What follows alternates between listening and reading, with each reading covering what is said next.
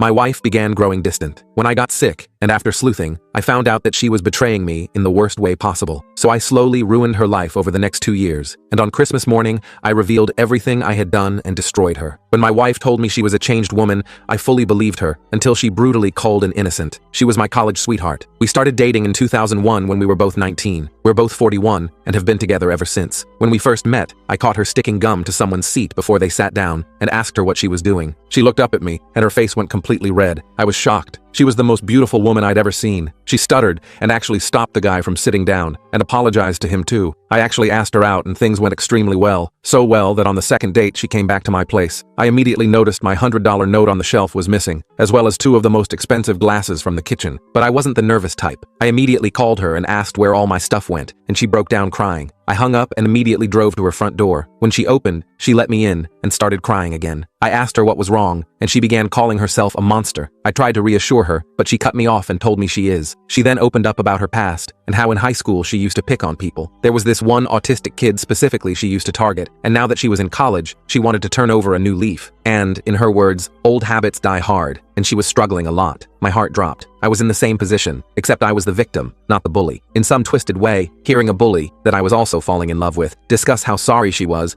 somewhat healing. It even made me smile. I hugged her, and that was a precious moment between us. And ever since then, I've forgiven her for things most guys wouldn't even dream of putting up with, simply because she promised me she wanted to change. And it was only after we had our first daughters, now 12 and 16, that I found out the truth. We were sitting on the couch, in our middle-class 4-bedroom home, while our daughters were at school, when she got the text. It was from her old high school best friend. My wife's face immediately went white, and she started crying harder than I'd ever seen. But when I read the texts, I found it hard to comfort her. Turns out, the woman with autism that she used to bully had taken her own life. I stood there shocked, and instead of telling my wife that it wasn't her fault, that it's been so long since then, that anything else could have happened, I just stared at her blankly, because her best friend had found out that my wife's name was explicitly mentioned in the note. Actually, it was more of an essay. She left an almost 1,000-word sheet detailing every gruesome detail that my wife had done to her. My wife used to stick gum in her hair, cut her clothes, ruin her belongings, and pay people to make this girl's life hell. At the end was a paragraph apologizing to her family, but also outlining every method of treatment that she underwent. Thousands of dollars poured into therapy, counseling, and at one point, rehab. And the worst part? The whole time, I had no idea, because my wife made it seem like by bullying, she just meant ignoring her and actively not being her friend. She didn't tell me she was a monster. I didn't know what to think, and even if I wanted to hug my wife, I couldn't, because at the time I had just gotten injured in my lower back. She tried to move my arm so I could hold her, but I just strained my face, mainly out of pain. I know I should have been suspicious that there was a part of the sewer slide note she wouldn't show me, but back then, I believed that everyone deserved their privacy. Between struggling with the injury, which was becoming much worse literally by the day, and finding out my wife was practically a murderer, life was bleak, to say the least. What made it worse was that the more my injury worsened, the more I relied on her for daily tasks like driving, tying shoelaces, everything. But all I wanted was some space from her. And after a while, I got it, but not in the way I'd hoped. "Can you at least try to pick up after yourself?" She'd snap while collecting my medication bottles from the bedside table. "I'm sorry," I'd reply, hating how helpless I felt. "The doctor said I shouldn't bend over." She'd sigh dramatically. Then, out of nowhere, my wife Lisa started hanging out with coworkers after work more frequently. Between November 2019 and February 2020, it became routine for her. I thought nothing of it. In 20 years, I'd never had reason to doubt her, in terms of loyalty at least. We each had our friends, plus mutual ones. I'd hang with my buddies regularly without issue. Everything seemed normal. At least, that's what I thought. But one sleepless night was enough to make our marriage come crashing down. Because after spending weeks pondering about my wife being who she said she was, and the note, my curiosity finally made me cave. While she slept, I read the entire sewer slide note, and the part she refused to show me wasn't even that bad. So I couldn't understand what made her hide it from me. For context, the girl had basically said something about how she was getting more guys now than my wife ever was, and that who she married, me, is just outright embarrassing. I didn't even feel hurt, just confused. But apparently, my wife cared a lot more than I did, because that section single-handedly caused her to destroy my life. It was around January that I noticed Lisa becoming distant. The casual affection she'd always shown, random hugs, kisses, stopped completely. Her phone became glued to her hand, which wasn't new, but she'd always shared things she found online, craft ideas from Pinterest, funny videos, etc. Now she was guarding her phone. Even her tone became sharper, like I was an annoyance. One evening,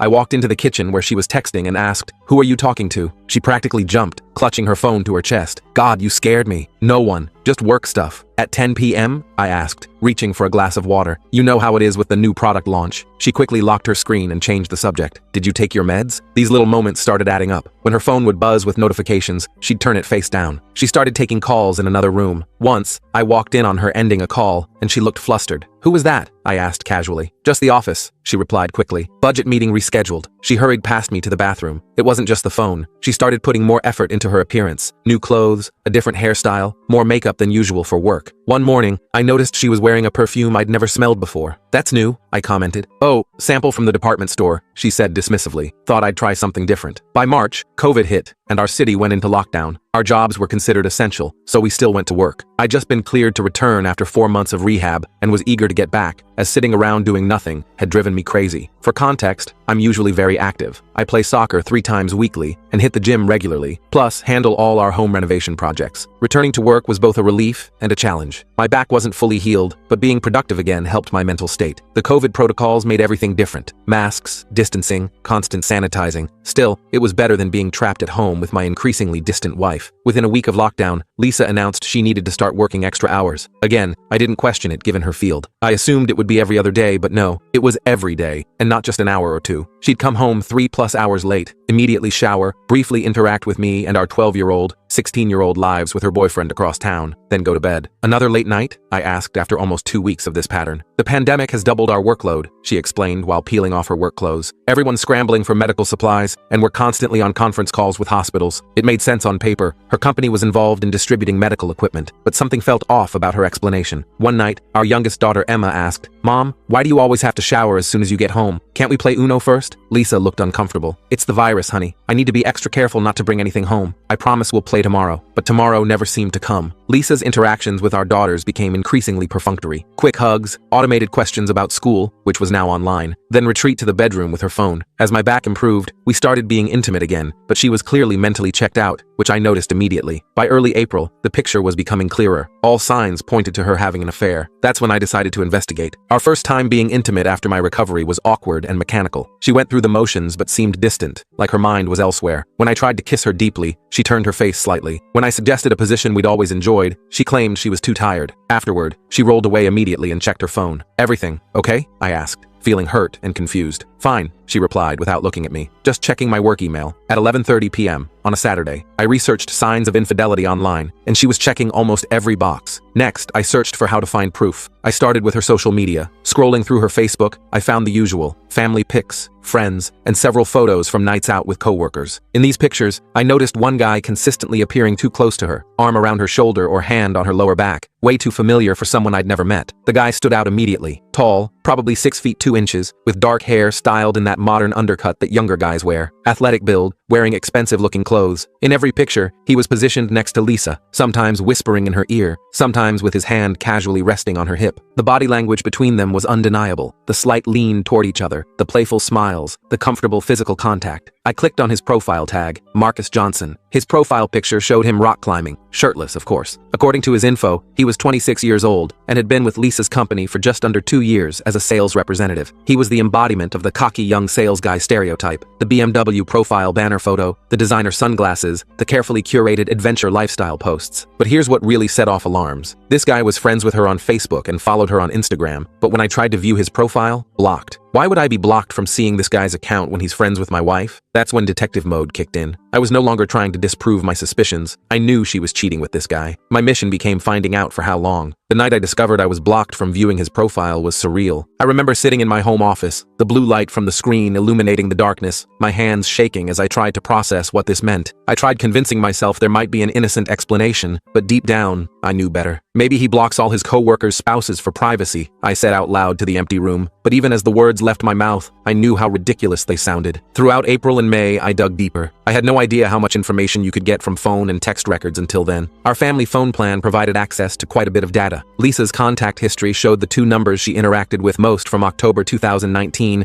to April 2020 were mine, and another I didn't recognize. One quick Google search confirmed it belonged to the guy from the photos who blocked me on Facebook. Let's call him Jerk, because that's what he really is. The call logs were damning. While I was lying in bed recovering from surgery, struggling with pain and depression, Lisa was spending hours on the phone with this guy. There were calls at odd times, early mornings before she left for work, late nights after she thought I was asleep, even during her lunch breaks. Some calls lasted only a minute or two, quick check-ins, while others went on for over an hour. The text logs were even worse. Hundreds of messages every day, starting as early as 5 a.m. and often continuing until after midnight. The volume increased dramatically during my recovery period, which explained why she seemed so distracted and irritable around me. She wasn't just dealing with the burden of my care, she was actively engaged in an emotional affair at minimum. The picture became clearer, but many of their messages were disjointed, suggesting she was deleting texts. I knew she was cheating, but needed something concrete. That's when I told my best friend Dave what I'd found. He asked if I'd confronted her, and I said no, because I felt I needed more evidence. Dave told me about an app that could monitor her communications in real time. I installed it, synced with our data plan, and waited. Dave and I met at his place to talk about it. I needed to confide in someone before I completely lost my mind. "I think Lisa's having an affair," I said, the words feeling strange coming out of my mouth. Dave's expression changed from curiosity to concern. "What makes you think that?" I showed him the Facebook photos, the call logs, everything I'd gathered so far. He studied it all carefully, his brow furrowed. "This doesn't look good, man," he finally said. "But you need to be absolutely sure before you confront her. You've been together 20 years. "I know," I replied, running my hands through my hair. "That's why I need something concrete, something she can't deny or explain away." Dave hesitated, then pulled out his phone. "There's an app my brother used when he suspected his wife. It's not exactly ethical, but it'll give you the truth." He showed me how to install it, how to sync it with our account, how to hide it so Lisa wouldn't know it was there. I felt sick doing it, invading her privacy like this, but I needed to know. Within days, I saw it. A text conversation between them discussing how much fun they'd had the previous night and making plans for the weekend. Gut punch. I was completely devastated. This was my D-Day, and for the next 2 days, I was simply broken. I distanced myself from her, which visibly unsettled her. She tried asking what was wrong, but I brushed her off and left the room. I couldn't even look at her. This woman I'd given 20 years to, who I'd provided everything for, had stepped outside our marriage for a guy barely older than our eldest daughter. The texts were explicit enough to remove any doubt. Jerk. "Last night was amazing. Can't stop thinking about how you felt." Lisa. "I know. Me too. When can I see you again?" Jerk. "Is he working late Friday?" Lisa. "Yes. Said he'll be at the warehouse until 8. Come over at 6.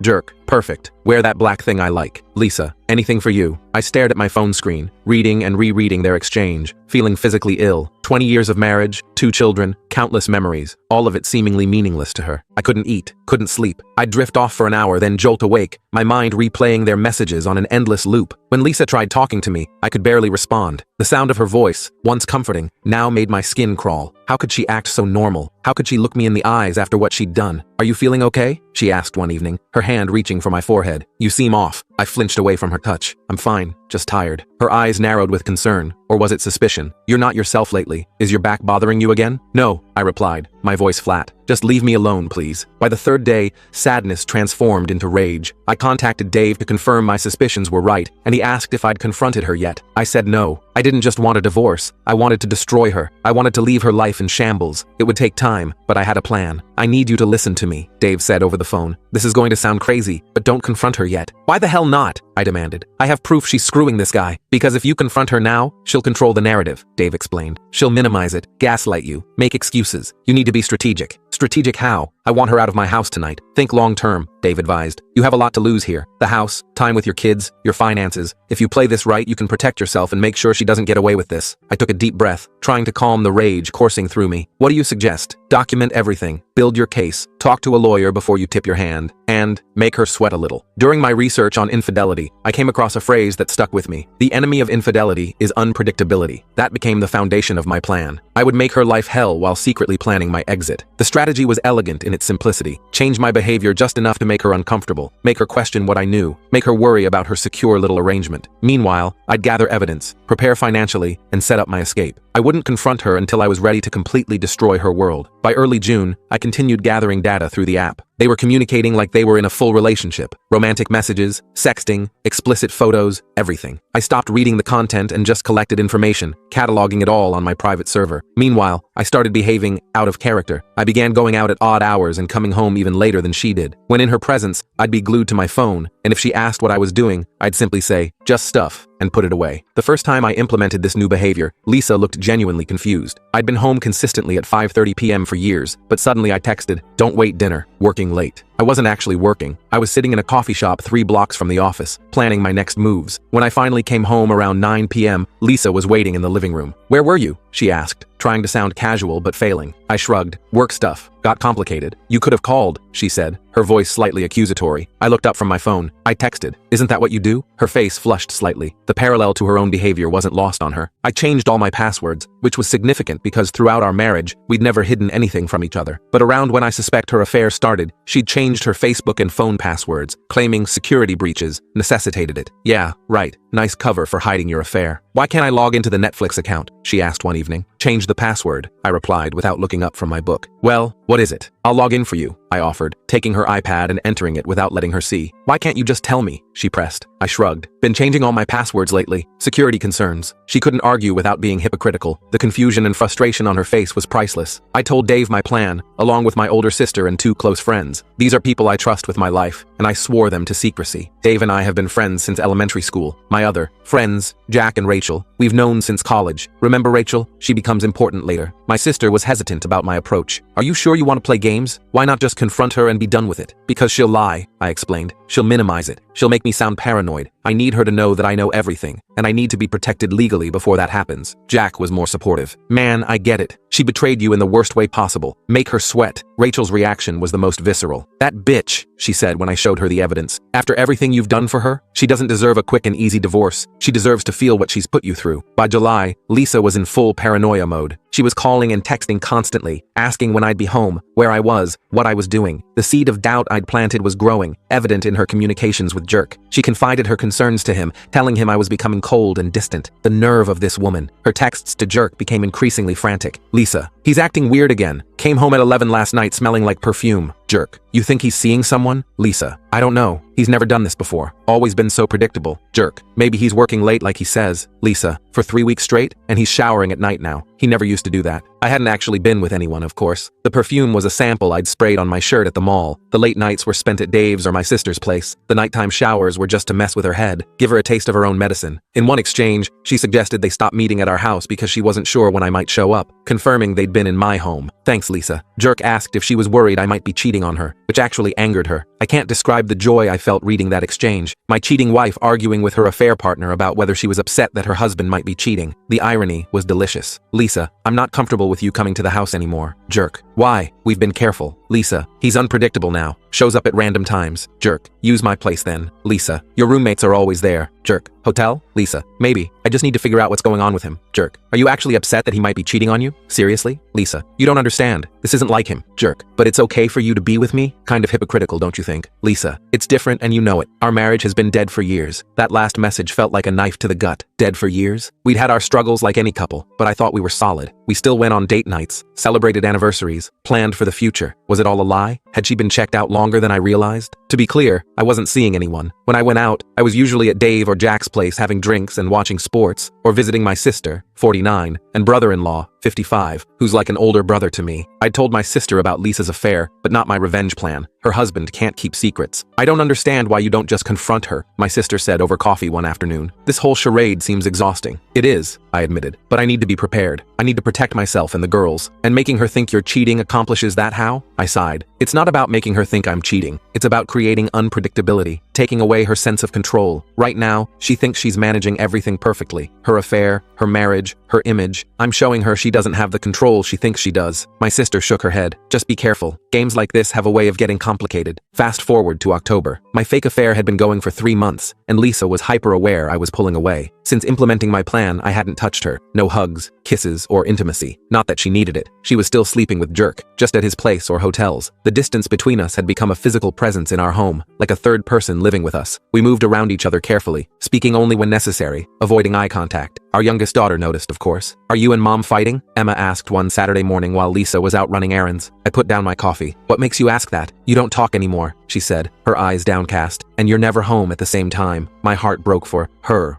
At 12, she was perceptive enough to sense the tension but too young to understand its cause. Adult relationships get complicated sometimes, sweetheart. But I want you to know that both your mom and I love you very much. That never changes. She nodded, but I could tell she wasn't convinced. I made a mental note to make sure she had extra support when everything finally came to light. On October 20th, Lisa called me at work, which hadn't happened in months, asking me to come straight home because she had something important to discuss. I half expected she was going to confess, but of course not. Instead, she asked if I was unhappy with her. The audacity. She mentioned I was spending too much time away, showing no affection, and our intimate life had died. She suggested I was resentful of how she treated me during my recovery. Then came the punchline. She asked if I was cheating on her. I arrived home to find her sitting at the kitchen table, hands wrapped around a mug of tea. She'd clearly put effort into her appearance. Hair styled, makeup done, wearing the sweater I'd given her last Christmas. "What's so important?" I asked, not bothering to remove my jacket. "Sit down, please," she said, gesturing to the chair across from her. I remained standing. "I'd rather not. Just say what you need to say." She took a deep breath. "I feel like I'm losing you. You're distant, cold. You're never home anymore. We haven't been intimate in months." I said nothing, just watched her squirm under my gaze. "Is it because of how I treated you during your recovery?" She continued. "I know I wasn't as supportive as I should have been. I was stressed with work and— Is that what this is about?" I interrupted. "You feeling guilty about how you acted when I was injured?" "No, it's about us," she insisted. "Something's wrong, and I want to fix it." I almost laughed at the irony. Now she wanted to fix things? "Are you seeing someone else?" she finally asked, her voice barely above a whisper. I literally collapsed on the floor laughing hysterically, like maniacal cackling that would make the Joker proud. To her, it probably looked like I was laughing off the accusation, but I was actually laughing at the sheer irony. I was in tears, pounding the floor for a good 2 minutes before composing myself. I sat up, looked her in the eyes for the first time in months, shook my head without answering, stood up, brushed myself off, kissed the top of her head, and went about my evening. The look on her face was priceless, a mixture of confusion, relief, and lingering suspicion. She didn't know how to interpret my reaction. Was I laughing because the idea was absurd, or because I'd been caught? The uncertainty was exactly what I wanted. Later that night in my office, I thought screw it, and checked the app to see what she was telling Jerk. They were texting in real time. I know he's cheating. I asked him tonight and he literally laughed in my face. He fell on the floor laughing for like 5 minutes. He doesn't even care how I feel anymore. I don't know how or why, but he's gone. I know I've lost him. This is karma. The smile on my face must have been enormous. She was breaking. Jerk's response came quickly. "You're overreacting." He probably laughed because the idea is ridiculous. "Lisa, you didn't see him. It was like he found the whole thing hilarious. Like I'm a joke to him." Jerk. "Maybe he's just dealing with his own stuff. Doesn't mean he's cheating." Lisa. "He comes home late smelling like perfume. He's secretive with his phone. He changed all his passwords. He hardly looks at me anymore." Jerk tried consoling her, saying if I cared enough, she wouldn't have needed him, but her responses showed she was having doubts. She had the nerve to cheat because I couldn't fulfill my duties due to a legitimate injury, continuing the affair for nearly a year, but the idea of losing me to another woman made her waver? Pathetic. Jerk. "Look, if he really cared about your marriage, you wouldn't have ended up with me. You said yourself he's been emotionally absent for years." Lisa. "I know, but now I'm wondering if that was my perception or reality. He was always there for me before his injury. Always supportive, always loving." Jerk. "So what? Now you're defending him? After all the times you complained about how boring your marriage was?" Lisa. "I'm not defending him. I'm just confused. Something's changed. Throughout all this, I was executing the second part of my plan, getting my finances in order. In September, I met with a divorce attorney. With the mountain of evidence I'd collected, and since we live in a fault divorce state, I could really nail her in court. My lawyer advised me to organize my finances in preparation for asset division. I went further by secretly moving my money from our joint account to a personal one and began apartment hunting for phase 2. My attorney, a sharp-eyed woman in her 50s who'd seen it all,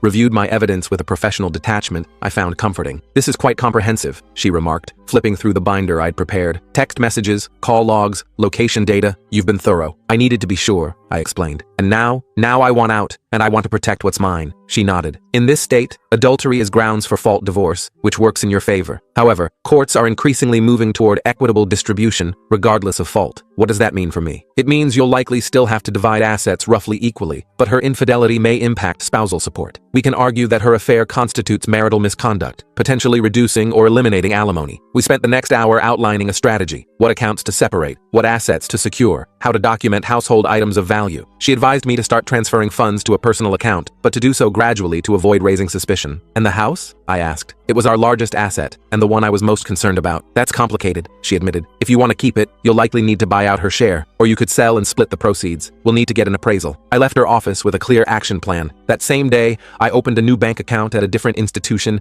and began systematically moving funds. Not everything at once, but enough to secure my future. I started with my personal savings, then moved on to portions of our joint account that represented my income. By November, I hadn't changed my behavior. In fact, I intensified it. This is where Rachel comes in. For context, Rachel and Lisa have never been close. I met Rachel freshman year of college, 2 years before meeting Lisa. Lisa has always seen Rachel as a threat because she's my closest female friend. There's always been an implied distrust, though Lisa never directly addressed it. Conversely, Rachel never liked Lisa, pointing out early in our relationship how Lisa imposed herself into our friend group while I didn't do the same with hers. Among Lisa's friends, there are no men except Jerk, while Rachel is the only woman in my circle. Rachel and I have a history that predates Lisa, but it was never romantic. We met in Introduction to Economics and bonded over our mutual hatred of the subject. She's brilliant, outspoken, and fiercely loyal, qualities that made her an amazing friend, but also intimidating to some people, including Lisa. The tension between them was subtle, but persistent. At group gatherings, Lisa would position herself between Rachel and me. She'd interrupt our conversations or find reasons to pull me away. Rachel noticed, but never commented, at least not to Lisa directly. "Your wife doesn't like me very much," Rachel observed once after a party. "She's just protective," I'd explained. Rachel raised an eyebrow. "Of what? Your autonomy?" I'd laughed it off then, but Rachel's assessment wasn't wrong. Lisa had always been subtly possessive, especially around my female friends. The irony now was staggering. Rachel had been stuck overseas due to COVID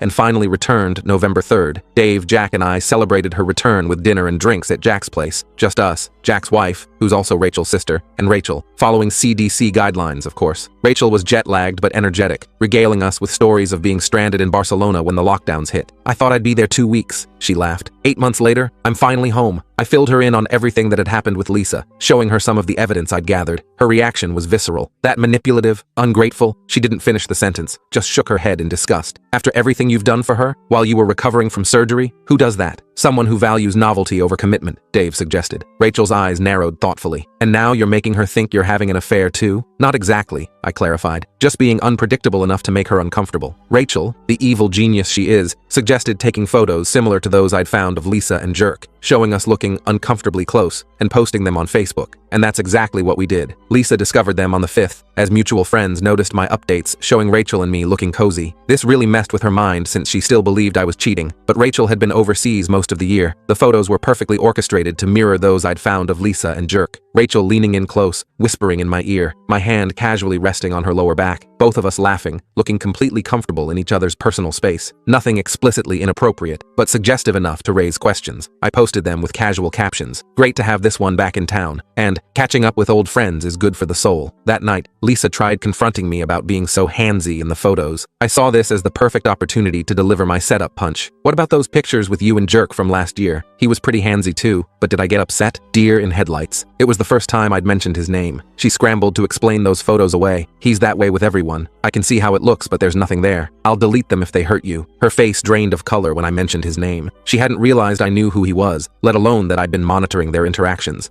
"Marcus?" she stammered. "From work? He's just a colleague. A colleague who's comfortable enough to have his hands all over you in photos," I replied calmly. "A colleague whose social media I'm blocked from viewing for some reason." She tried recovering quickly. "He's like that with everyone. It doesn't mean anything. And I had no idea you were blocked. Maybe it's a privacy setting? I can ask him to unblock you." "Don't bother," I said, turning away. "I was just making a point about the double standard. You can be in cozy photos with your colleague, but I can't catch up with an old friend. It's not the same," she protested weakly. "Isn't it?" I challenged, looking her directly in the eyes. "What exactly is different about it, Lisa?" She had no answer. For probably the first time in our marriage, she was completely speechless. No, the pictures weren't what hurt me. The year she'd been sleeping with him while lying about working late was what hurt. But as they say, revenge is a dish best served cold. From that night on, Lisa became clingy and attentive, almost annoyingly so. She tried initiating affection and intimacy, but I stonewalled her completely. Meanwhile, I continued archiving her conversations with Jerk. By this point, I was emotionally numb. Any desire to save my marriage died when I implemented my plan. Lisa's behavior shifted dramatically. She started coming home directly after work. She cooked elaborate dinners. She suggested family movie nights. She bought me thoughtful gifts, a book by my favorite author, a new watch, tickets to a virtual concert I'd mentioned wanting to see. One evening, she attempted to initiate intimacy, sliding her hand up my thigh as we sat on the couch. I moved her hand away. "I'm not in the mood." "You haven't been in the mood for months," she said, trying to sound playful but unable to hide her frustration. "I guess we have that in common," I replied, getting up to head to my office. "Wait," she called after me. "Can we talk about what's happening with us? I miss you." I paused in the doorway. "There's nothing to talk about. I'm tired, that's all." The hurt in her eyes might have affected me once, but now I felt nothing. The woman I'd loved was gone, replaced by someone I barely recognized, someone capable of betrayal, deceit, and hypocrisy. She told Jerk I'd gotten worse, that she didn't know what to do, and felt like I hated her. I did. Then came the bombshell. She said she couldn't see him anymore. The guilt was too much, and she felt karma suffocating her. She couldn't risk losing me. She told him she loved him deeply, but was still in love with me, and needed to save her marriage. Too late for that by about 8 months. Their exchange was brutal. "Lisa, I can't do this anymore. I need to focus on my marriage." Jerk, "Where is this coming from? Yesterday you were planning to spend the weekend at my place." Lisa, "I know, and I'm sorry, but things have changed. He knows something. He mentioned you by name." Jerk, "So what? He doesn't have proof of anything." Lisa, "It doesn't matter. I can feel him slipping away, and I can't lose him. him. He's my husband, the father of my children. Jerk. And what am I? Just some guy you've been fucking for a year? Lisa, please don't make this harder than it already is. I care about you. I really do. I love you, but I'm still in love with him. Jerk. That's bullshit and you know it. If you loved him, you wouldn't have been in my bed last week. Lisa, I made a mistake, a huge one, but my family has to come first now. Jerk lost it, saying things like, he doesn't love you like I do, and you're making a mistake throwing me away. That text chain would be their last until about 3 weeks ago. His final messages were desperate. Jerk. You're throwing away something real for a marriage that was dead long before I came along. Jerk. He doesn't appreciate you. He doesn't see you like I do. Jerk. You're making the biggest mistake of your life. Jerk. I love you more than he ever could. Jerk. Fine. Have it your way. But when he leaves you anyway, don't come crawling back to me. Throughout November and December, Lisa was in limbo, trying to gauge my feelings while unsure if I was actually cheating. Meanwhile, Jerk kept blowing up her phone daily, though she wasn't responding. I'd see her check her phone frequently, then quickly put it away. He texted constantly, sometimes apologetic, sometimes angry, sometimes pleading. She would look at the messages, her face a mixture of guilt and longing, but she never replied, at least not that I saw. Her efforts to reconnect with me became increasingly desperate. She suggested counseling, which I declined. She planned a weekend getaway, which I said I couldn't take time off for. She even tried recreating our first date. Same restaurant, takeout due to COVID. Same movie, same wine. Remember our first Valentine's Day? She asked one evening, showing me a photo album she dug out of storage. You gave me that silver bracelet I still wear. I glanced at the album without interest. That was a long time ago. 20 years isn't that long, she said softly. Not when you love someone. I didn't respond, just excused myself to make a phone call. Her words meant nothing to me now. Every sweet memory was tainted by her betrayal. Phase 2 was complete. Divorce papers ready, studio apartment secured with a 2-year lease, and all my money in my personal account. I was ready for the knockout punch. My new apartment was modest, but comfortable. A 1-bedroom in a secure building across town. I'd furnished it minimally with just the essentials. A bed, a couch, a desk for work, and basic kitchen supplies. It didn't feel like home, but it wasn't meant to. It was a transition space, somewhere to land while I rebuilt my life. The divorce papers were comprehensive, citing adultery as grounds and including a sampling of the evidence I'd gathered. My lawyer had prepared everything meticulously, ensuring I was protected financially and that Lisa's infidelity was clearly documented. Once you serve these, my attorney warned, there's no going back. Are you absolutely certain this is what you want? More certain than I've been about anything in years, I assured her. Thanksgiving arrived, and my oldest daughter and her boyfriend hosted a small gathering. Them, the boyfriend's parents, myself, Lisa, and our youngest. To maintain appearances, I initiated affection with Lisa several times that evening. Kisses on the cheek, hugs, arms around her shoulders. She clearly loved it, which was ironic considering this was the first time I'd touched her since that head kiss in October. Honestly, it disgusted me, but I couldn't risk raising suspicions in front of family. Our oldest daughter's apartment was small but festive. She decorated with fall colors and candles, and her boyfriend had helped prepare a traditional Thanksgiving meal. The normalcy of the scene was surreal, everyone chatting, laughing, sharing stories, while I carried the weight of what was to come. Lisa glowed under my attention, misinterpreting it as reconciliation. Each time I put my arm around her or kissed her cheek, she leaned into it, her eyes hopeful. She kept touching my hand, seeking reassurance that wasn't there. You two seem better, my oldest daughter commented when Lisa was helping her boyfriend's mother in the kitchen. Do we? I asked, non-committally. Yeah, Mom's been worried about you guys, said you've been distant. I forced a smile. Things are progressing. She seemed satisfied with that answer, though I hadn't actually confirmed anything. I hated lying to my daughter, even by omission, but she'd know the truth soon enough. Our youngest decided to stay with her sister that night, so Lisa and I went home alone. On the drive, she thanked me for being good to her, saying, I don't know what you're going through, but I'm here for you. I nearly burst out laughing again, but composed myself to reply, I know, I just need time. The drive was quiet, with Lisa occasionally reaching over to squeeze my hand. I allowed it, knowing this would be the last time I'd tolerate her touch. Thank you for tonight, she said as we pulled into our driveway. It felt like us again.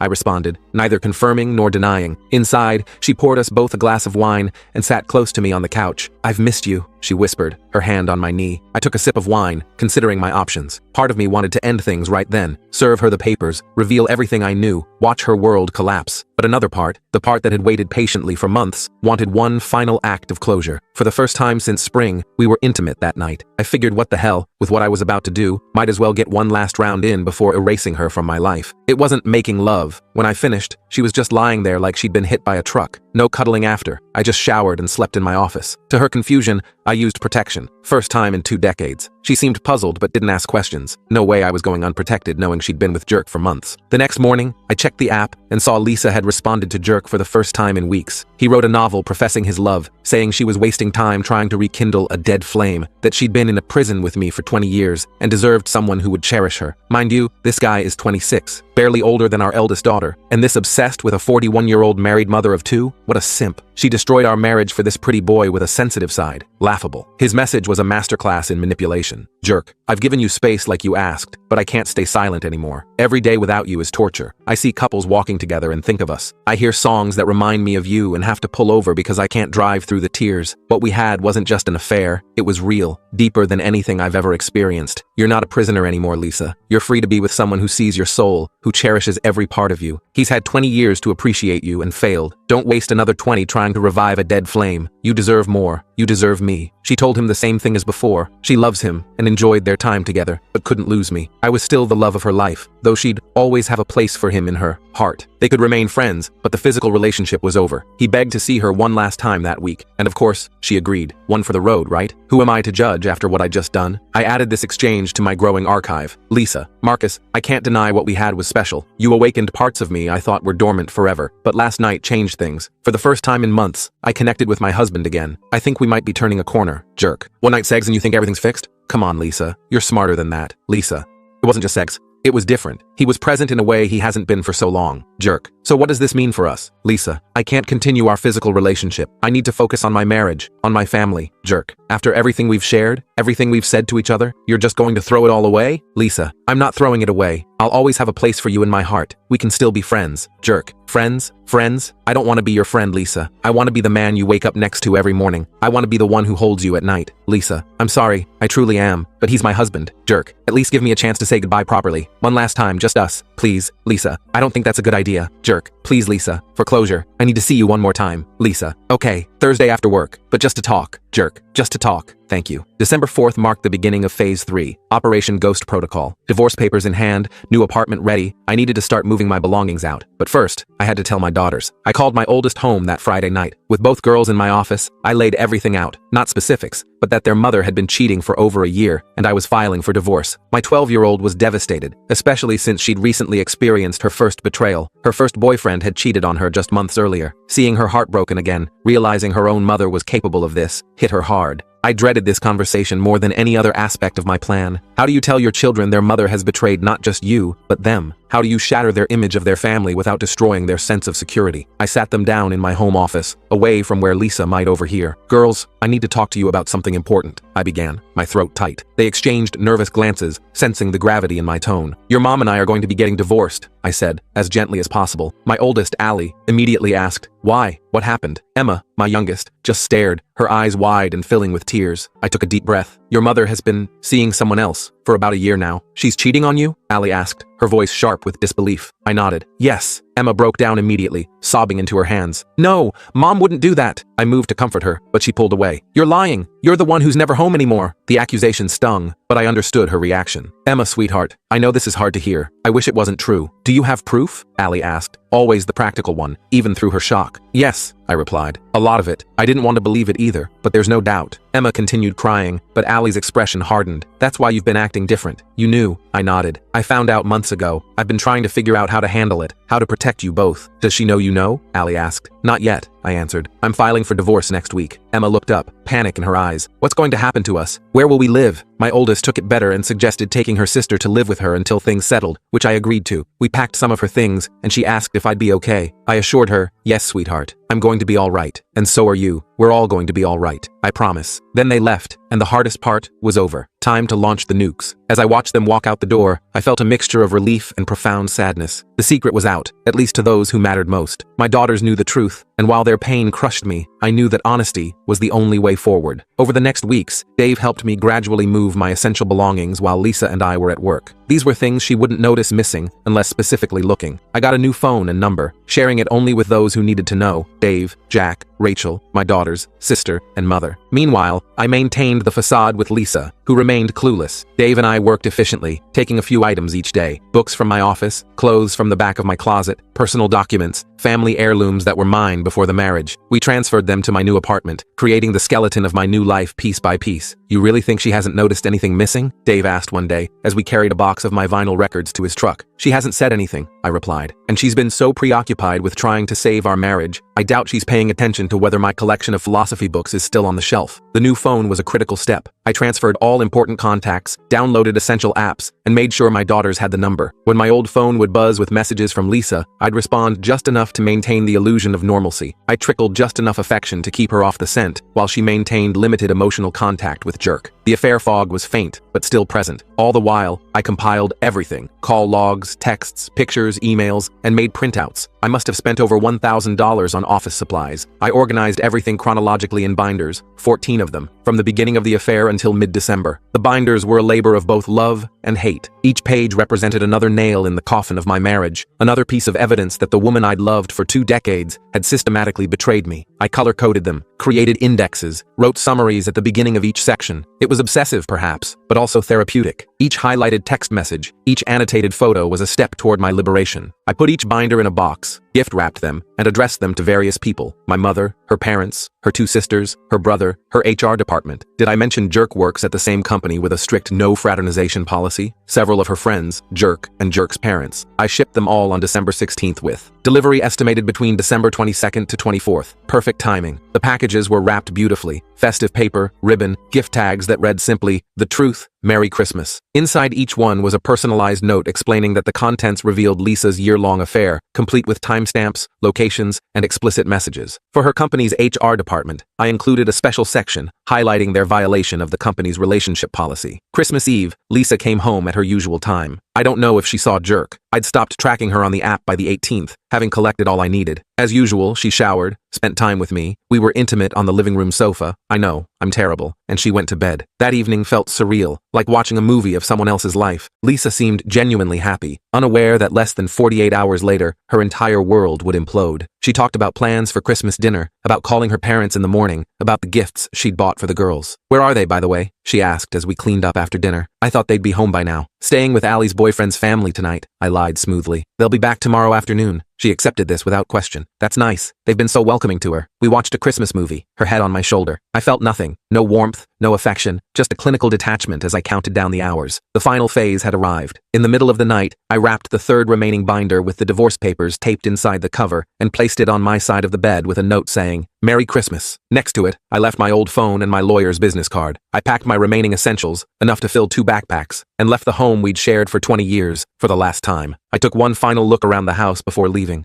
20 years of memories, Christmas mornings with excited children, dinner parties with friends, quiet evenings reading together, all of it contaminated now by her betrayal. I didn't feel sad anymore, just empty. This house wasn't my home. It hadn't been for a long time. As I closed the door behind me, I sent one final text to my daughters. "It's done. I love you both more than anything. Call me when you can." That was 1 week ago. To Lisa, I'm completely off-grid. Gone. Ghosted. She's blocked on Facebook, but I haven't blocked her yet to monitor the fallout, which has been glorious. My packages reached everyone, and Lisa is getting destroyed. Her youngest sister publicly called her out. Both parents condemned her. My mother absolutely eviscerated her. I knew Mom had a mean streak, but the things she called Lisa were unholy. The morning of Christmas Day, the texts and calls started flooding in. First from Lisa, frantic and confused. "Where are you? What is this binder? These papers? Please call me. We need to talk about this. This is insane. You can't just leave like this. Answer your phone." Then, from her family, her sister posted publicly on Facebook, "To my sister who betrayed her husband and children for a fling with a boy, you've disgraced our entire family. Don't bother calling for sympathy." Her mother left a voicemail on my new phone. I don't know how she got the number. "I always thought of you as a son. What Lisa did is unforgivable. Please know that we love you and the girls, and we're here if you need anything." My own mother's response was biblical in its fury. She called Lisa every name in the book, then blocked her on all platforms after delivering a final message. "You had a good man who worshipped the ground you walked on. You threw away 20 years for a child who probably can't even spell commitment. You deserve every ounce of pain coming your way." Lisa has been frantically trying to locate me, posting desperately on Facebook, knowing I'm likely watching. But I won't say a word without my lawyer present. That'll be the next time we share oxygen. She has no way to spin this to make me the villain, because I've exposed her to everyone who matters in her life. According to a mutual friend at their company, she and Jerk are being put on administrative leave tomorrow, so she'll likely enter 2021 unemployed. Her Facebook posts have grown increasingly desperate. "Please, if anyone has heard from my husband, tell him to call me. This is all a misunderstanding. Please come home so we can talk. I made mistakes, but this isn't fair to our children. I'm sorry. I'm so sorry. Please give me a chance to explain. No one is sympathetic. Not her friends, not her family, not even casual acquaintances who've heard the story. The evidence was too comprehensive, too damning for her to deny or minimize. As for the final 2 binders, one went to my lawyer as evidence for the divorce, and the last one is in storage to be burned in Jack's fire pit when the divorce is finalized. Do I feel guilty? Not in the slightest. For 20 years I did right by this woman. I gave her the home, family, and life she wanted, and loved her unconditionally. Never faltered, never strayed, never even considered breaking my vows. When issues arose, I communicated and worked through them with her. She chose another man's bed rather than telling me she was unhappy. She decided to step out with a younger guy who gave her butterflies. So no, I have no sympathy for what I did or for her. She can burn in hell for all I care. I might lose the house, a car, and maybe some monthly alimony, but since the divorce is filed under adultery in a fault state, that might be waived given my mountain of evidence. As far as I'm concerned, she's dead to me, and I'm never looking back. I thought I'd feel empty after executing my plan, but surprisingly, I feel lighter. The rage that consumed me for months has subsided, replaced by a calm certainty that I did what needed to be done. I protected myself, exposed the truth, and refused to be a victim of her deception any longer. My daughters are struggling, particularly Emma, but we're working through it together. Allie has been incredibly supportive, stepping up to help her sister process everything. We're looking at family therapy options to help them navigate the fallout. As for me, I'm taking it one day at a time. My new apartment is slowly becoming more personal, more like a home. I've reconnected with old friends, started a new fitness routine, and even considered dating again, though that feels premature. Rachel has been a constant support, checking in daily and reminding me that there's life after betrayal. She suggested I join her hiking group when I'm ready, a gentle push toward rebuilding my social life. For now, though, I'm focused on healing and on being there for my daughters. The rest, the house, the divorce proceedings, the financial settlements, will sort itself out in time. What I know for certain is this: I refused to be broken by someone who couldn't honor our vows. I refused to silently accept betrayal, and in standing up for myself, I found a strength I didn't know I possessed. The road ahead is uncertain, but for the first time in years, it's truly mine to walk.